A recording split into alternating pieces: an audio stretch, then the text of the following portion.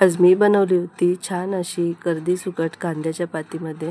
खूप छान अशी बनते आणि खूप इझी रेसिपी आहे. तर याच्यासाठी मी एका छोट्या पातेल्यामध्ये 2-3 चमचे इतका तेल घेतलं आहे. त्याच्यामध्ये बारीक चिरलेली लसूण आणि हिरवी मिरची घातली. तुम्ही ठेचूनही घालू शकता. 2 बारीक चिरलेले कांदे घातले. त्यांना व्यवस्थित असे परतवायला टाकले आणि जसे परतून झाले व्यवस्थित की याच्यामध्ये चवीप्रमाणे मीठ आणि थोडे पाव चमचा हळद घालायचे आणि त्यामध्ये सुकट ही मी स्वच्छ करून पाण्यामध्ये भिजत घातलेली, तिला स्वच्छ अशी पिळून घ्यायची आणि त्याच्यामध्ये टाकायचे.